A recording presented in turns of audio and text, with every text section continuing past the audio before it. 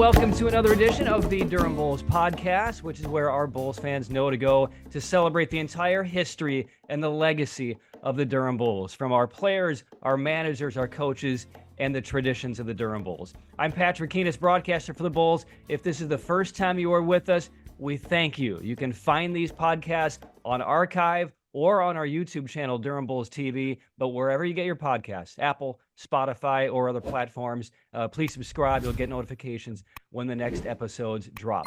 So it's a special, special day here on the Durham Bulls podcast. We've had some awesome guests since this podcast originated back in late February. Charlie Montoya, who just had a rough day yesterday for the Chicago White Sox, was our very first guest. The intro music to this podcast is actually Charlie playing on his conga drums, Take Me Out to the Ball Games. That's been our theme music for the last several months. But we've had Ryan Stanek, we've had Miles Masterboni, we've had Jim Morris, the rookie. We've had so many others. Andrew Jones just joined us a couple of weeks ago. And we had Jake Mangum and his father, John, who played safety for the Chicago Bears for 9 years under Dave Wanstead.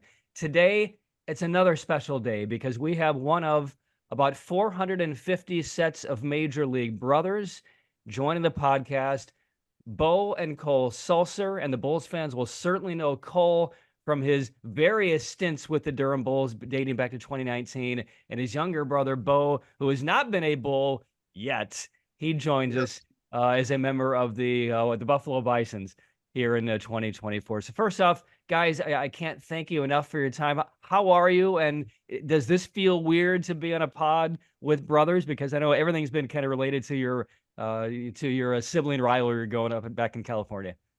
Yeah, no, I mean, it's a great opportunity. I love getting to do things with my brother. And so getting to hop on a podcast together is fantastic. As you mentioned, unfortunately, we haven't gotten to be on the same team together, but things like this come in a close second. Yeah, I think we've done maybe one podcast together or an interview together. Otherwise, they usually call us separately, and then get both of us together. So this will be interesting because I'm gonna have to play backseat. I'm usually the talker, but Cole's the one actually on the Durham Bulls, so I'll take a backseat and let him answer most of the questions first. Oh, yeah, no. Happy Beau's here because he's a much better talker than me. I tend to be a little bit more on the quiet side. So all right, so let's kind of set the record straight for the fans who know tangentially of the Sulser connection from listening to Bulls games and watching Bulls games, but they don't really know the great history going back. So first off, explain to our fans ages, what you guys were like as little kids, where the competition and sports streak began, and what it was like, what it must have been like for your parents to raise two exceptionally gifted academic people, athletic people, and now Major League brothers. Well, no, I appreciate it. I mean, I feel Very lucky. I feel very lucky because exactly that. I mean, this has been an amazing journey from being little kids playing on backfields and rec fields and little league, that sort of thing, all the way to we did get to play 1 year together in college, so getting to share that experience, attend the same college, play together 1 year there, and then getting to chase this dream together through professional baseball, through the minor leagues and into the big leagues. It's been an amazing experience to share with my brother, and so it's been just really cool to have someone along kind of all those different stages that understands what I've gone through. I understand what he's going through, and we can share that experience. Yeah, no, I agree. So as kids, for me, it was really, really easy because I always he was a really good big brother. So not to get too sappy here, if roles were reversed, I don't know if it would have been the same because I was kind of the annoying little brother. I would try to pick on him. I would try to beat him up even though he's bigger than me, and he would just hold me back, wouldn't physically harm me back even if he could, and so it was easy to follow in his footsteps. It's like I always wanted to be like my brother. He played baseball, so I wanted to play baseball. He went to a good school, he did well in school and got these accolades, so I wanted to get these accolades. So for me growing up, it was easy. And the younger brother is always better because he gets to play with the older brother and all his other friends. So I don't think I'm better anymore, but I will say I continued hitting for a little longer. I was probably the better athlete, even though he's a better pitcher than I am.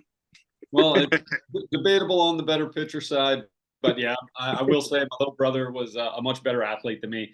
And we are, just to give people an idea of the age ranges, we are 4 years apart. And so that's why we never played together in high school. And as my little brother mentioned, like growing up, that 4 year age gap, for me, felt like I was having my little kid brother kind of follow me around places. But looking back, it was amazing and so thankful for it.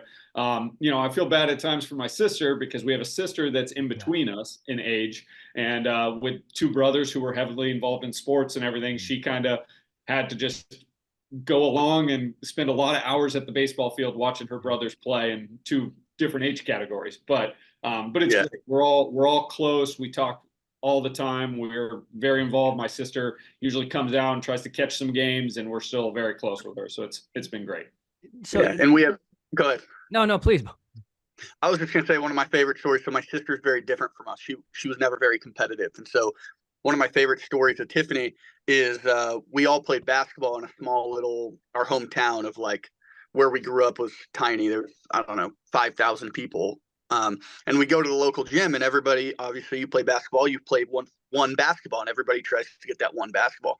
Well, Tiffany's question was, why doesn't everybody just get a basketball so that you don't have to fight over the one basketball? So I just thought that was really good insight into like our sister and how she was, a lot different than Cole and I. We're like, that's the point. That's the fun part, is fighting over that one basketball. She's like, just give me a different one and I'll play with that one. So it was always cool growing up, though, with having her that's so different, but then also having my brother to look up to who was very similar to me. All right, so you guys grew up in Ramona, California, which is down in what, the San Diego area, Southern Cal?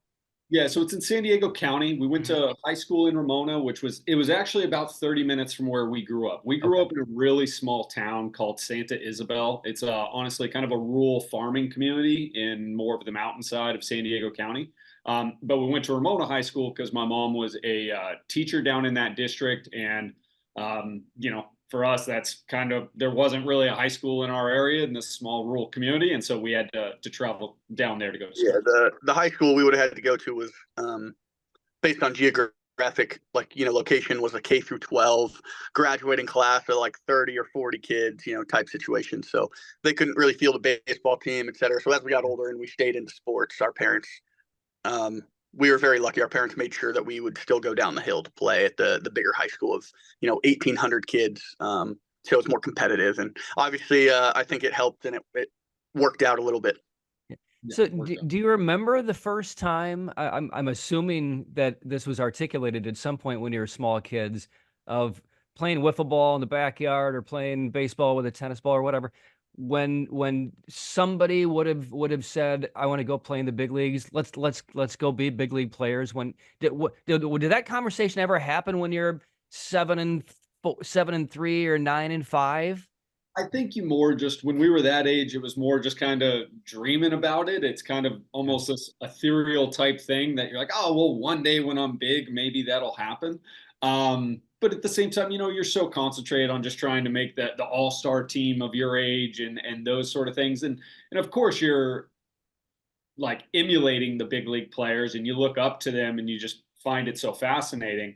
But I will say, that's something that's good about growing up in a place like Southern California, is that we could play baseball year round and we could see these players go down and watch the Padres and see guys who, we had heard stories of, even though we didn't know anyone closely, we had friends who knew big leaguers and stuff. So it seemed like it was possible, but very distant. Yeah. And we also, got very lucky with, my dad and mom and the amount of time, and also like the values they instilled. So on the big league side, like they allowed us to say that was a possibility. We could get to the big leagues, and they gave us all the tools necessary to do it. And then also, the big thing that my dad always instilled in me, anyways, he was a coach for me a lot longer than my brother, but was like, if you're going to do anything, do it really well. And so for us, that is where we looked at the big leagues, because those are obviously the guys that were doing it the best. And so if we're going to listen to our dad and try to do whatever we're doing really well, whether that's art, whether that's baseball, hunting, fishing, whatever you're going to do, don't waste your time, be the best at it. Then you're going to emulate and look up to those big leaguers. So I think that was a really good value that we learned as a kid, to to just try to be the best you can be at whatever you're doing. So, in that regard, we definitely looked at the big leagues. But Yeah. I don't think, I mean, growing up, you know, we would always say, my favorite movie was Angels in the Outfield. So we would always say, you know, we're going to play Major League Baseball, and I'd watch every Major League Baseball game on TV. And so, What was it like? honestly, though, realistically, I mean, I don't think either one of us set goals of being a big leaguer early on. Like we were much more like, my goal at first was just I wanted to be on the high school team, be on varsity as soon as possible, and that's what I was focused on, was trying to be like, okay, let's make the varsity team, and then I want to be one of the main starting pitchers on varsity, and then after that it became I want to concentrate on a college opportunity. So even though we always emulated and looked up to the big leagues, I don't think we ever really set that as the goal. It was more that we were focused on these different steps along the way that ended up leading us there. Yeah. What was it like growing up as a kid? Because I grew up in a similarly small town in central Illinois, Corn Belt, you know, all basically farmland and a maximum security prison. Those are the two kind of vocations where I grew up, and didn't grow up with many resources. Dad was a minister and a psychologist. Mom was a journalist. But getting to Wrigley Field when I was 7, 8, 9 years old, that was like a family vacation for us. It would maybe happen once every couple of years because we just didn't have the ability back in the late 70s, early 80s to do it. What was going to San Diego Padres games? Was that a huge family excursion for you? And tell me about what you remember about maybe the first couple of times that you went to Qualcomm and watched the Padres as kids. Yeah, I was going to say, so we would definitely, anytime we went to two places, usually it was either Qualcomm and then Petco. I was, you know, we were still going when they just transitioned from Qualcomm to Petco, but then also we'd go to Lake Elsinore Storm games, actually probably more often. It was about the same distance, but then, you know, we didn't come from a very, you know, like well-off background. My parents did fine. My mom's a teacher. My dad's a contractor. But the Lake Elsinore Storm games, you know, same distance, and it's $5 for tickets compared to $40 for tickets. So we went to a lot of Lake Elsinore Storm games, which was awesome. Yeah, absolutely, and exactly that. It's not like we didn't live right down the street from the ballpark. We weren't going all the time, so it was definitely an event. You know, it was like, oh, hey, we're going down to San Diego. We're gonna go watch the Padres at Qualcomm. You know, I got lucky that some of my years they were a really good team then. So, you know, 1998, watching Tony Gwynn, them go to the World Series, all that sort of thing. And you know, they had some iconic players with Tony Gwynn and Trevor Hoffman and just these different guys. And so it was a team that was fun to follow as a kid. And it made it special. The 1 or 2 times we would go a year, it was like, oh, this is amazing. We're gonna go down there, spend the whole day. And so that was great. And then, as my brother said, to get to go see a little bit more professional baseball, a little bit more often, we would get to go to the Lake Elsinore Storm. And so it was great getting to see that side of minor league baseball. And we found it so amazing because, you know, to us, these are still professional ball players, but the field is just so much more accessible. And that's one thing we always appreciate about the minor leagues is, you know, the guys are out there signing autographs and you just feel so much closer to the players and everything. So it was great to kind of get to experience both of those. Yeah, the Peoria Chiefs were certainly closer than Wrigley Field to us. I mean, it was maybe a 45-minute drive to go to Von Auken Stadium. But at that stage of my life, I don't even really understand, or didn't then, what minor league baseball was, like what the path was, what the journey was, really who these players were. I just knew it was a game. They had uniforms that looked similar to the Cubs.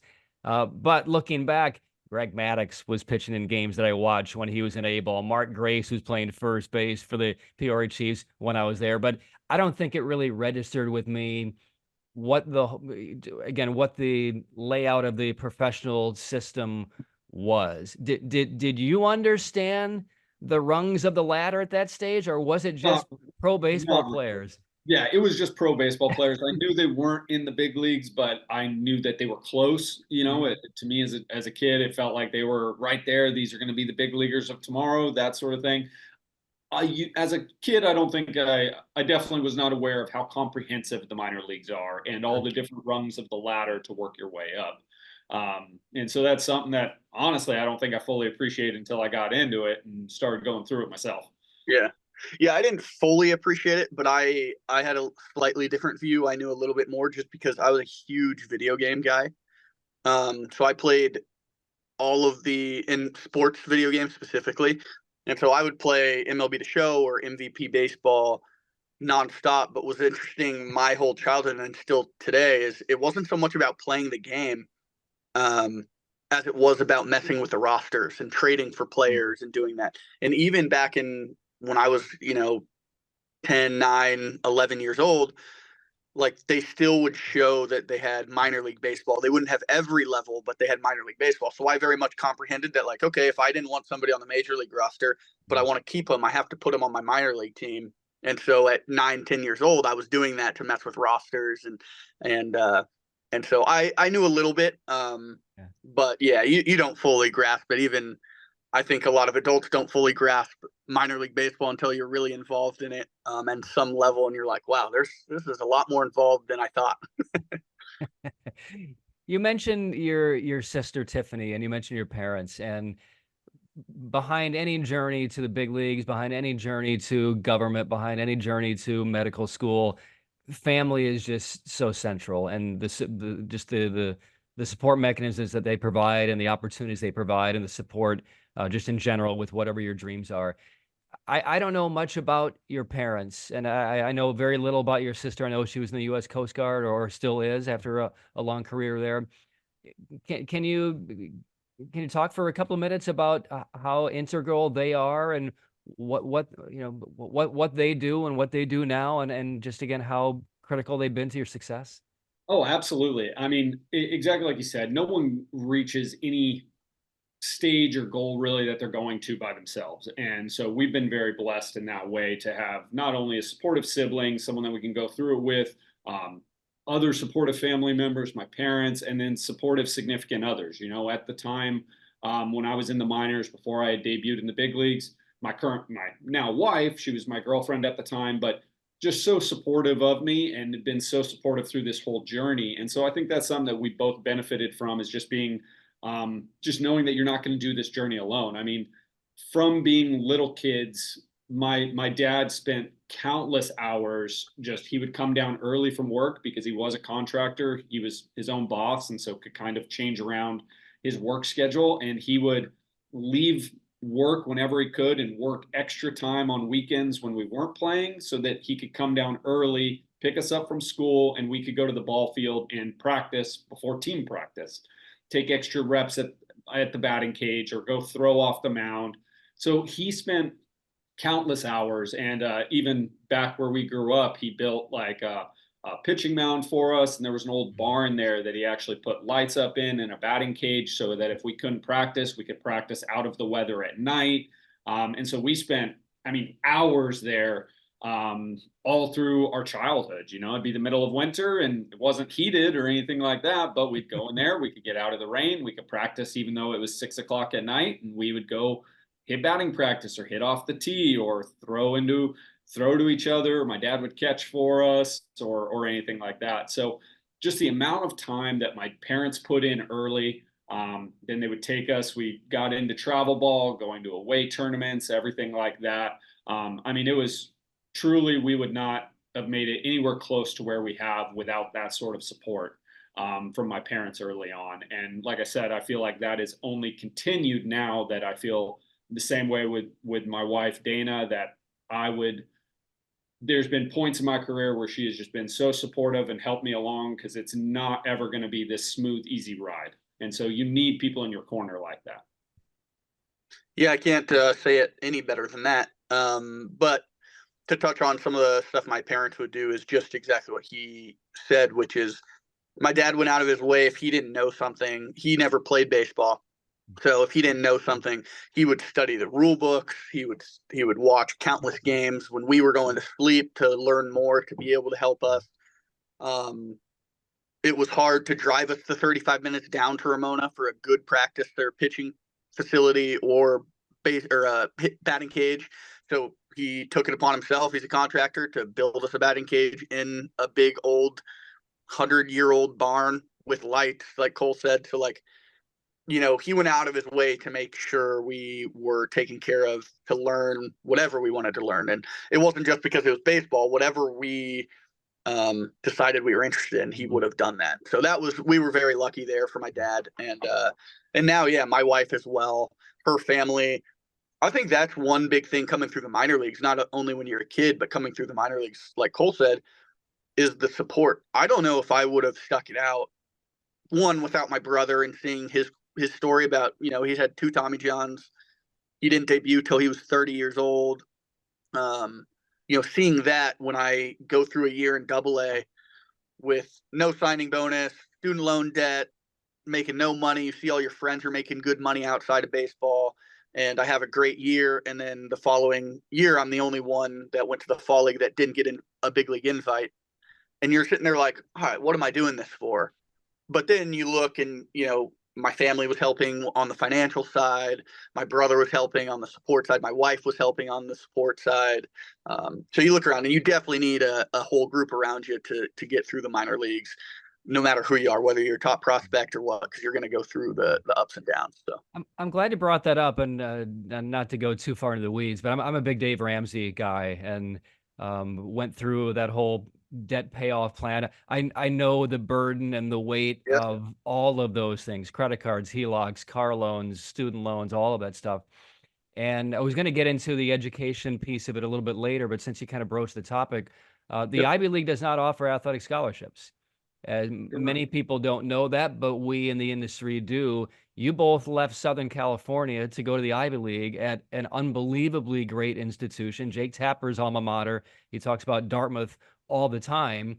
And you spent not 4 years there, but you both spent 5 years there due to injuries. So not to talk about the debt, but can you just talk about the voyage from Southern Cal to the Ivy League and what opportunities that presented, and also what hardships that may have presented to you as well?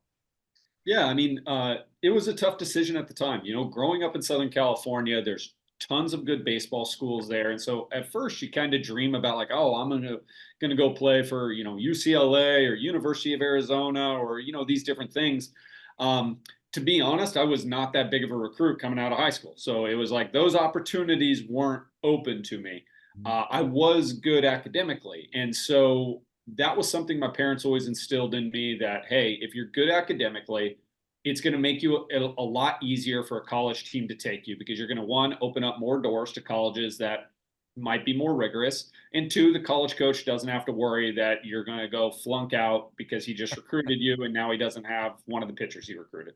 So that was something that we kind of always took seriously, and luckily enough, Dartmouth ended up approaching me in the recruiting process. And I went out and toured the school, and it was very different than Southern California, going all the way to New Hampshire and checking it out. And I was hesitant about it. I mean, I will say I love history, a bit of a history buff. And so I loved kind of that aspect of the East Coast. But leaving Southern California and going almost as far away as you can go in the US, knowing what that's going to be in terms of the weather and everything was a tough decision. Again, the support of my parents kind of pushed me in that direction, but it was the best opportunity for me, though, because yes, I had dreams of being a big leaguer one day, but I also know that that is no certain road. And so we wanted to make sure that no matter what happens, we were progressing in other aspects of our life. And so I was happy to go to the best academic college I could and try to get a good degree and all of those things. As you mentioned, it did come with certain sacrifices. So even though it was an amazing opportunity academically, it did mean that I wasn't going to be able to get an athletic scholarship. And so luckily, Dartmouth has a great financial aid for need-based financial aid, but we did come out of there still with a pretty sizable student loans. And that was something that just was kind of, you had to accept in order to chase that opportunity. And unfortunately, most opportunities that are worth going for aren't going to come with some sacrifice. And that meant that my early years in pro ball, I was working in the off season. I'd either go work construction. I did substitute teaching one off season. I gave private lessons. My brother was a car salesman one off season. So it was you know, Salesman of the month for 2 of the 3 months I was there. he Just was saying. salesman of the month. Yeah, he was out there doing well. I was slinging Toyotas better than anybody. Which mean how many did you sell that month, Beau? I'm proud of you, buddy. The two good months, it was like 19 and 21 cars. It's pretty solid. Did he get a bonus?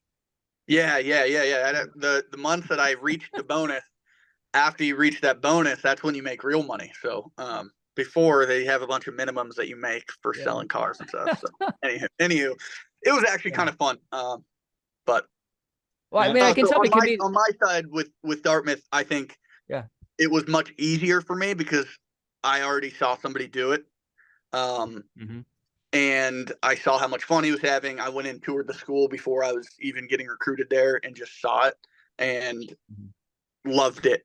I loved the traditional college feel where you're not in a city. All that's around is the college. Everybody that's there in Hanover, New Hampshire is associated with Dartmouth College, essentially, you know? So I loved that feel. It was very much what I had envisioned. You know, when you watch movies and everybody lives on campus and it's just the college, like the college town is what I think sold me on it. And so then for me, it was more just a matter of making sure I was the king of doing just enough in school. And so I had to push myself a little bit more to make sure that I excelled so that it was an opportunity. But, you know, it was the best decision too, because that was the best 5 years, I think, besides maybe the big leagues that I've had. I loved going to school there. Beau, I don't know if that should be your mantra. I don't know what's taped onto the top of your locker up in Buffalo, but if it's not on tape above your locker saying the king of doing just enough, it needs to be by the time the Bulls come up there and play. That is a great comment. Yeah. So what was also the allure for you, Beau, the fact that you had an opportunity to play with Cole and overlap 1 year at Dartmouth? Well, at that time we didn't know that was going to be the case, just because he hadn't gotten hurt yet. And so, yes and no. It ended up being at the very tail end of my recruiting process. At that point, I knew he was hurt and he was going to stay for a 5th year. But at the beginning, like I said, it was just that I saw how much fun he had. I saw how much tradition was at the school. I heard the stories. And that's what sold me. And then come to find out, once we got through the recruiting process at the very end, it was like, hey, I'm actually going to get to play with him for a year. You know, might as well. That would be a lot of fun. And as well, as he touched on, you never know how baseball's going to go. So to set yourself up outside of plan A and have a good plan B by going to an Ivy League school, I think I was smart enough to realize that that's probably not a bad idea. Yeah. No, so we were lucky. We loved it. And then just that, but it is different. You know, you're not going to a big known conference school. So also when it came time to being drafted, you know, that is a little bit more of an uphill battle in that way too, is you're harder to go and become a top 5 rounder and that sort of thing. My brother definitely has me beat big time there, being drafted in the 10th round versus me being drafted in the 25th round. But I always like to tell him I was double as good as him, because I got double the signing bonus and I was half the amount of rounds. So I got $5,000. He only got $2,500. So exactly. I was double as valuable as he. Not anymore. I think he has 4 years of showtime, and I have like 3/4 of the year. So I think he's winning now. Yeah, but you're one love on playing overseas. True. Yeah, exactly. Korea won, you know, US no. That's all. So where did the competitiveness between you two begin? We had Joe Record on the podcast a few weeks ago, and he told a really funny story about he and his brother playing until the moon came up and the street lights came on, and he said even that didn't stop the games. The games ended in our streets when something got broken, whether it was a windshield, a light, or a finger. So what was it like growing up as little kids, and has it always been baseball that's been the competition, or is it really across the spectrum? No, so actually I think I think really what bred the competition wasn't baseball as much, because when we were really young, we weren't competing on the same field. So like there wasn't a direct comparison. My family was big into board games, so they did a great job. We'd have dinner together every night. That's a side note, but like they loved family activity. My parents were big about being with your family. And so we would every night we would have board games and play board games.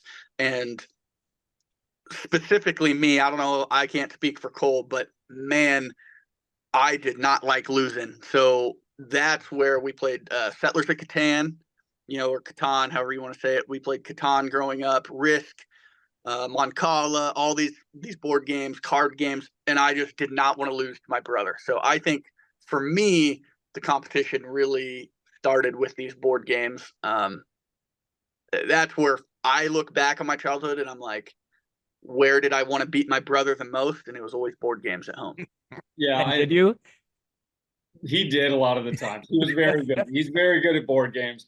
And it's because that was an equal playing field where I didn't have as much of an advantage, the natural advantage of being 4 years older. When we would go out and play pickup basketball or play baseball, like my little brother, definitely hyper competitive, and we would compete against each other. But if it came down to it, and I'm 4 years older, I'm 10, he's 6, and okay, I'm going to put you in your place a little bit. I had a lot of natural advantage at that time. So I would definitely say that the competition on these board games, because I didn't have as much of that just advantage of being older, was huge. And then as we progressed and got closer to the same development age in terms of being older and getting to play in college, and then it just continued to spread into things such as baseball and everything. And now, we still have that same competition. We joke about who throws harder. We joke about who lifts more. We joke about who's in better shape and who's having a better season. And it's a great thing that we get to kind of push each other in that way. And so I would say that the competition aspect has only increased. But at the same time, my love for it has only increased as well. And it's been very fortunate that we've gotten to spend several off seasons together, training together, pushing each other, and just that. I mean, getting to throw ideas off each other, but then always getting to try to outdo each other has been a really cool experience. So what would be the sport then where Cole, you have Beau's number, and Beau, you smoke Cole every time? Is it bowling, tennis, basketball, pool, darts, whatever it is? What are those sports for you guys? I think honestly, when it came to most of the physical ones growing up, Cole always, if we'd play pickup basketball, we had a little basketball hoop on it was on gravel. So it wasn't the best, but he'd always beat me there. But I think board games is where, like, strategy games is. I'm just a huge, like, I love poker now. I play every chance I can get. I'm in the poker room wherever we travel, whether I was in the big leagues, the minor leagues. I go, if I have time, we get rained out, I'm going and finding the closest poker room. So I love strategy games, high variance games. So I think board games was kind of my niche. But Cole, whenever it came to outdoor activities, hunting, fishing, he always caught more fish than me. He always got the bigger deer than me. He always got more deer than me, or more fish, or got the best turkey if we went turkey hunting, whatever it was. So outdoors, he would demolish me when it came to just being a hunter and a fisherman. And so that's my take on it. Yeah, I would agree. I would say the outdoor activities is something I'm more excelled at. The board games, strategy games, my brother definitely has a knack for. And then when it comes to just the more traditional basketball, football, baseball, it truly varies. My brother is probably the more athletically gifted in a lot of ways. I hate to say it, being the older brother, but he's taller than me. He's bigger than me. And so, yeah, I had that advantage when we were, in high school. But now when we're, I'm well in my 30s and he's at 30, he's definitely a bigger physical person than me and can probably beat me in most of those sports now. That's the frustrating part, though. Is I agree. I think I am a slightly better athlete. Like, I probably run faster. I probably lift a little more. I weigh more. I'm bigger. And then you still get down to it, and he still throws harder than me. and he's still better than me at what matters most, which is pitching. And that's the frustrating part. No, it's a good balance. Good balance. Um, Only a couple more questions. I don't want to dominate your time, but a lot of what Beau has just revealed, Cole, so much of now our relationship makes a lot more sense. So I'll just kind of leave it at that, and you guys can chat later. So another podcast I'm starting later on this fall that I find fascinating, and it's very, very simple, but it's going to be on major league players and about getting the notification that they're going to the big leagues, called The Call. And I don't know either one of your stories, but as Beau mentioned earlier, Cole, you didn't get this call until you're 29 and almost 30. And Beau, you didn't get your call until you were 27. So Cole, can you speak first about the day Brady Williams, your Durham Bulls manager in 2019, told you finally, after migrating from organization to organization, that you're going to the major leagues? Yeah, I mean, it was, an amazing day. Like, it was one of those things I never knew if it would happen. As you mentioned, I was 29 years old, never a big prospect, nothing like that. I'd been having a good year in Durham, but it was my first year with Durham, and I also knew the Rays were doing well, and they were competing for a playoff spot, and I was going to be a minor league free agent at the end of the year. So I honestly, it was past September 1st. I want to say it was like September 2nd or 3rd. I had also just pitched like 2 and some change that night, 2 1/3, 2 2/3, something like that. And so I thought, okay, well, there's no chance. Like, I've thrown a lot. I'm not available for tomorrow because the manager brought everyone in and said some people were going up. And so I was like, okay, there's zero chance I'm going up. I'm not available to pitch immediately. Um, all kind of those circumstances. And so he named a few guys who had all been to the big leagues previously, and then the manager said, "And we have one more guy going. He's going to make his major league debut." And Brady Williams mentioned my name, and the whole locker room erupted in cheers, and everyone just came and congratulated me. And I'll admit, like, I had tears coming down from my eyes because it was just a lifelong dream come true in this journey, and it was crazy. My current wife, she was out in the waiting room, and she was my girlfriend at the time, but she was waiting and knew that the evening was kind of taking a little longer than usual for me to come out from the locker room after the game. And I come out there and tell her, and same thing. She just has tears coming down, so happy for me. And so to be able to share that moment together. And then I give my family a call. And it was funny because I called my brother, and I don't reveal it right away, and he was actually had just pitched that day as well, and so we spent the first few minutes of the conversation. I was so mad at him. So we spent the first few minutes of the conversation. I'm listening to him talk about his outing, what he liked, what he didn't like, and I'll let you. To the point of, he calls me, and I think I threw the ball fine, but I had like 1 inning or something at that time. But I'm in Double-A. Not that it doesn't matter, but I'm just in Double-A in August. Like, it really probably didn't matter at that point. Or September. I had a week left of the season, and I had a good year. So like, it just didn't. It was irrelevant. But he asked me, he's like, "Hey, I saw you pitched. How'd it go?" And he let me talk for 10 minutes about my outing. And I was like, "Hey, I saw you pitched, like, saw 2 innings, looked like you threw the ball okay." And then this is how he told me. He's like, "Yeah, like, okay, I gave up 2 runs or maybe a home run." He's like, "I gave up a run, but I don't think it's going to matter." And I'm like, "What do you mean it's not going to matter? Like, of course it matters.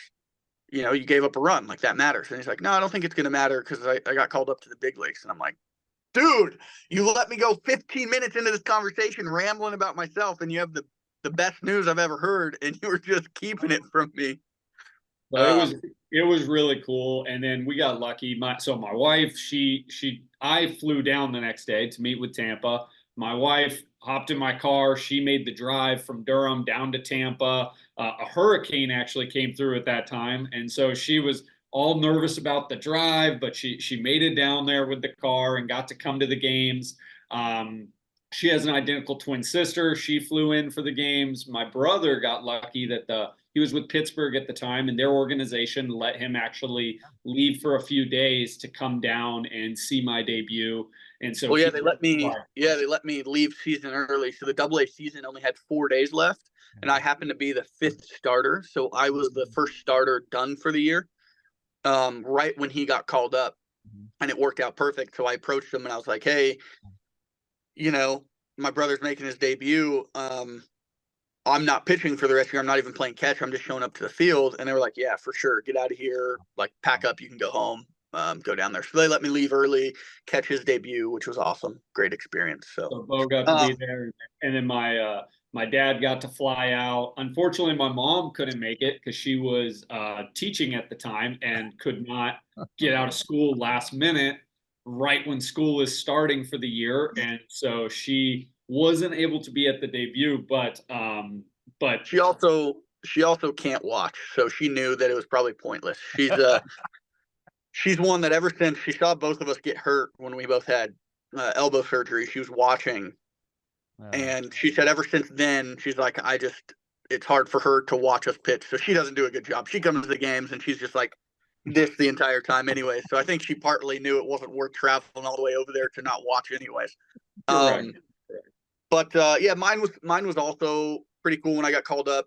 I don't want to be too long-winded here, but I was getting ready to start. So it was a Saturday. We had a night game, and the big leagues had played at Wrigley that 1 p.m. So their game had gone on, and I actually happened to check the box score, and they lost 20-1. And I was like, they went through a lot of pitching, blah, blah, blah. But I had made 3 starts in AAA, and I was by no means did not think I was, one of their top guys to call up. Long story short is I'm in full uniform. I have my heat pack on, getting ready for my start. And the night before, we had a bench clearing interaction with the other team. So my manager at the time, Miguel Perez, Miggy, called a team meeting before the game and was like, "Hey, everybody come in here." And I'm on the table getting stretched with a heat pack on and stuff. And I'm like, "Me too." And he's like, "Yeah, just come in here. Like, this is important." And I'm like, "All right, sounds good." And I was like, the funny part is mentally, I'm like, "Gosh, this is messing with my pre-start routine. Like, this better be good." So then he gets the whole team together and he's like, "Hey, what happened last night isn't acceptable. We shouldn't have started this fight with the other team.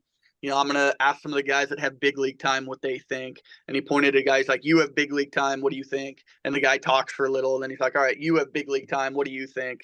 And then he looks at me and goes, "You're about to have big league time. What do you think?" And I was like, "What?" And then everybody was quiet because they didn't quite catch it. And then he was like, "Yeah, man, you're getting called up to the big leagues. You're going. You're meeting the team at Wrigley Field." So it still gives me chills. It should. And so then the whole clubhouse erupted. And yeah, same thing. I started tearing up, called my parents outside, my wife, and they were able to fly in and to Wrigley and watch me. So it was pretty cool. Did you then call Cole and bury the lead for 25 minutes? No, I called him and told him right away. I should have. I don't have the patience for that. When I have news, I have to tell everybody right away. I can't hold it in secrets or good news. So. Well, this is great. I just have one more question for you, and Cole, this is probably more directed to you since you've been a Bull, but and maybe down the road, if things work out, Bull, we would certainly, I'm sure the Rays would love to have you in the organization. But what is the Durham Bulls experience like for you? And you've gone through it several times, but we've had so many people on from other organizations who finally get to play as a Bull, and they say there's nothing like it in minor leagues. And you don't always know if that's just the company line because that's the team for which they're playing, or if they truly fully believe that because they've been around minor league baseball and they know what the other organizations and fan bases are like. Cole, you've lived it and you're doing it again here in 2024. What is the experience like from your perspective as a Durham Bull?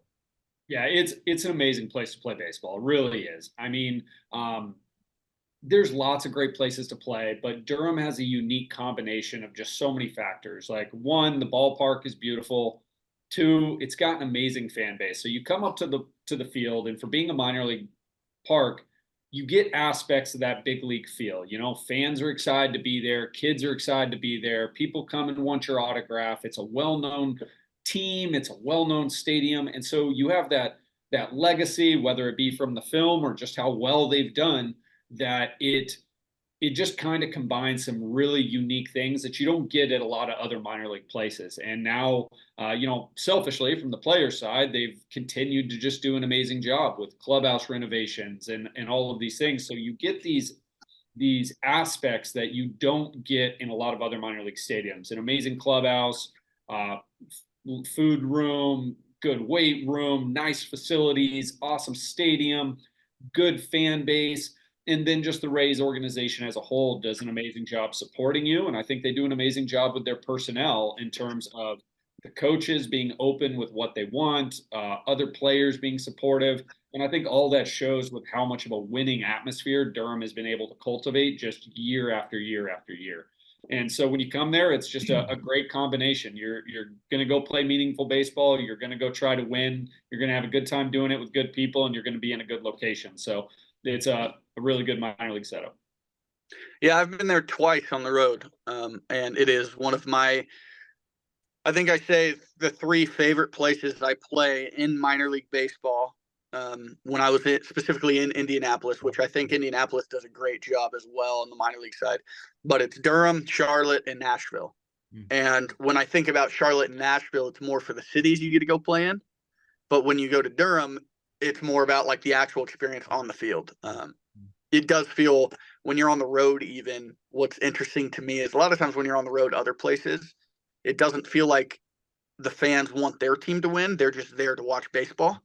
Versus when you get to Durham, you know, people are like, no, we want the Durham Bulls to win. They're giving you a little crap for being on the other team. They're talking a little smack. They're like, no, I want the Durham Bulls to win, which is cool because, like Cole said, is you get that with the big leagues where people are big league teams fans, but minor leagues, a lot of times they're just the big league team fan, or they're just out there for a family outing versus truly being a Durham Bull fan. So I have noticed that when you get into town, it seems more like college or like the big leagues where the people there are pulling for the Bulls, which is interesting. You don't always get that everywhere else. Well said. First off, I can't thank you both for your time. Cole, as the Bulls sit here in Norfolk, and Beau, are you on the road? No, we're at home right now. You're at home right now. Okay, so thank you for your time. Final question for you. It's the World Series of Poker final table. You're even stacked. It's heads up from 10,492 players down to the Sulser brothers. You're even stacked. It's day 8. Who wins? Oh, unless I get a good string of cards, I don't stand a chance, man. Like I would have to have some hot hands. We chop. Yeah. You chop? Yeah, we chop. We're gonna chop. But you're playing for the trophy, right? Yeah. All right, playing for the trophy. Yeah. I would like to think I win. I have logged You can say thousands of times more hours than Cole has in a casino. 100%. And like I said, unless I'm getting a good string of cards that he just can't beat them, he's outplaying me when it comes to the poker table 100%. All right. Well, I can say this, Beau, since I've played a lot of cards with Cole. First off, excellent player. But during hands in which he's not participating, if your game is going on, he's looking down at his smartphone and he's following the Indianapolis Indians or Buffalo or wherever you are. He's going pitch by pitch, and he's living and dying with your career, just as I'm sure you have done with his. So take that. Means a lot. Means a lot. No, I appreciate that. All right. Well, I appreciate your time. Thanks so much, guys, and best of luck through the 24 season. And again, it's been a great time to get to know you guys and hear about your journeys. Thank you so much. Thank you. All right, so that's going to wrap up this edition of the Durham Bulls podcast. Again, you can subscribe on Apple, on Spotify, and you can watch this video version on our YouTube channel at Durham Bulls TV. So for Cole and Beau Sulser, their wives, their families, and for Jacoby McDuffie, I'm Patrick Kinas. Thanks for watching. Thanks for listening. We'll see you next week on the Durham Bulls podcast.